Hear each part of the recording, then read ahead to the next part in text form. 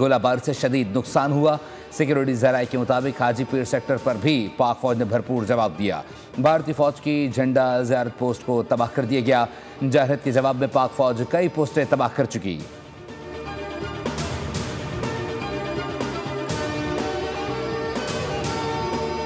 भारत का एक और false flag missile operation. Amritsar के बाद मकबूजा कश्मीर में भी ड्रामा।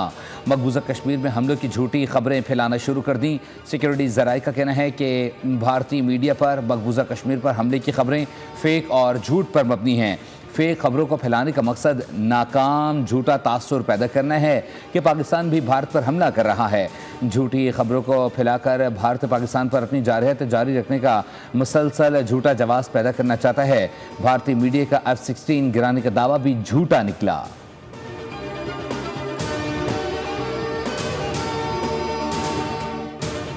जी न्यूज़ मजाक न्यूज़ बन गया। राफेल की बर्बादी, ड्रोन्स की नाकामी ने भारतीय मीडिया को हवासबाख्ता कर दिया।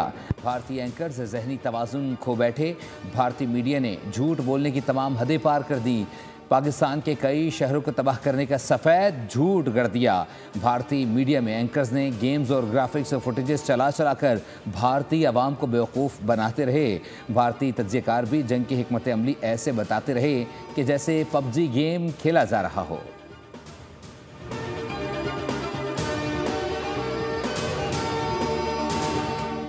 भारत के बेबुनियाद इल्ज़ामात पर पाकिस्तान का रद्द-ए-अमल। वज़ीर इत्तलात अता ने कहा कि पाकिस्तान का मौक़िफ़ बिल्कुल दो टोक है। हमने मकबूजा कश्मीर को निशाना नहीं बनाया और ना ही सरहद पार किसी जगह पर हमला किया। हमारी फ़ज़ाइया को कोई नुकसान नहीं पहुंचा। अपनी नाकामी छुपाने के लिए अब तक भारतीय मीडिया झूठी कामयाबी की कहानियां गढ़ रहा है। तर्जुमान दफ्तर ख़ारजा ने कहा कि हुकूमत पाकिस्तान भारतीय मीडिया के बेबुनियाद और गैर ज़िम्मेदाराना इल्ज़ामात को यकसर मुस्तरद करती है। भारतीय इल्ज़ामात का मकसद ख़ित्ते में कशीदगी पैदा करना और जारहियत के लिए जवाब तराशना है।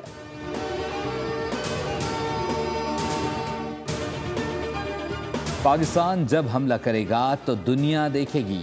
पाकिस्तान अपने वक्त पर हमला करेगा। हमें और आपको भारतीय मीडिया की ज़रूरत नहीं होगी, बल्कि दुनिया इसको नशर करेगी और न सिर्फ ये नज़र आएगा बल्कि इसकी गूंज भी होगी। तर्जुमान पाक फ़ौज का बड़ा ऐलान। लेफ्टिनेंट जनरल अहमद शरीफ चौधरी इसहाक डार के हमरा प्रेस कॉन्फ्रेंस में बोले, भारत ने गुज़िश्ता शब 4 मिसाइल अमृतसर पर फायर किए और अपनी ही तनसीबात को निशाना बनाया, जिनमें से एक पाकिस्तान की तरफ आया।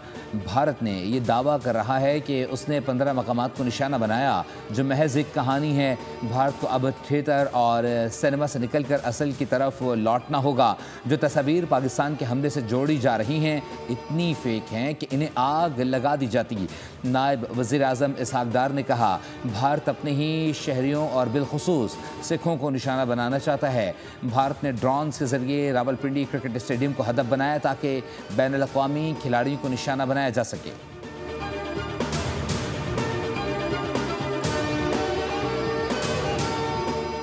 वज़ीर आज़म शहबाज शरीफ ने अमरीकी वज़ीर ख़ारजा मार्को रूबियो को भारत के बिलाइश्तिहाल इक़दामात पर और हमलों पर पाकिस्तानी अवाम के शदीद गुस्से से आगाह किया। कहा, पाकिस्तान अपनी खुद मुख्तारी के दिफा का हक़ महफूज रखता है। वज़ीर आज़म ऑफिस से जारी बयान के मुताबिक वज़ीर आज़म से अमरीकी वज़ीर ख़ारजा मार्को रूबियो ने टेलीफोनिक राब्ता किया। वज़ीर आज़म ने भारतीय मिसाइल और ड्रोन हमलों की शदीद मज़म्मत की। कहा, भारत के हमलों ने न सिर्फ पाकिस्तान की खुद मुख्तारी और इलाकाई सालमियत की खिलाफ वर्जी की, बल्कि जनूबी एशिया के खत्ते में अमन और इस्तेहकाम को शदीद ख़तरात से दो चार कर दिया। शहबाज शरीफ ने पाकिस्तान की खुद मुख्तारी और इलाकाई सालमियत का हर कीमत पर दिफा करने के पुख्ता अज़म का अदा किया।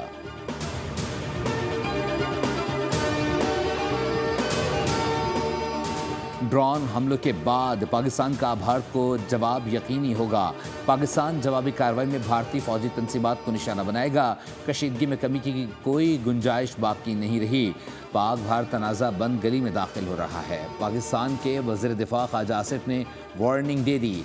बरतानवी खबर एजेंसी से गुफ्तगू में कहा, अमरीका पाक भारत कशीदगी में कमी के लिए बैनुल अक़वामी कोशिशों की क़यादत कर रहा है।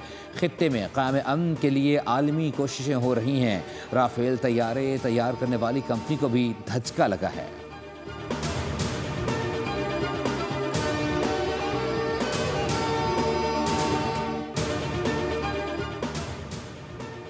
7 और 8 मई को भारत ने एक बार फिर दरअंदाजी की कोशिश की।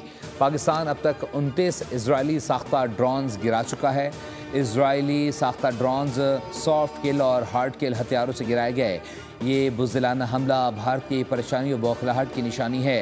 DGISPR की ब्रीफिंग बताया, पाक फौज ने लाहौर, गुजरावाला, रावलपिंडी, भावलपुर, चकवाल, घोटकी के इलाके म्यानू, अटक, उमरकोट के इलाके छोर और कराची के करीब ड्रोन तबाह किए।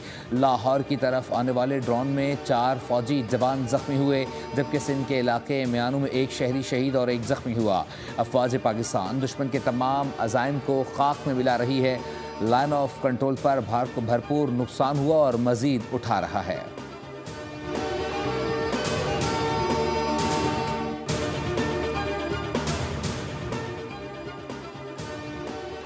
और कार्डिनल रॉबर्ट प्रीपोस्टो को कैथोलिक मसीहों का नया पॉप मुंतखब कर लिया गया। नए पॉप का इंतखाब कम से कम 4 मरतबा की वोटिंग के बाद हुआ। गुज़िश्ता माह पॉप फ्रांसिस के बाद पॉप बनने वाले 69 साल रॉबर्ट प्रीपोस्टो कैथोलिक मसीहों के 267वें पॉप हैं।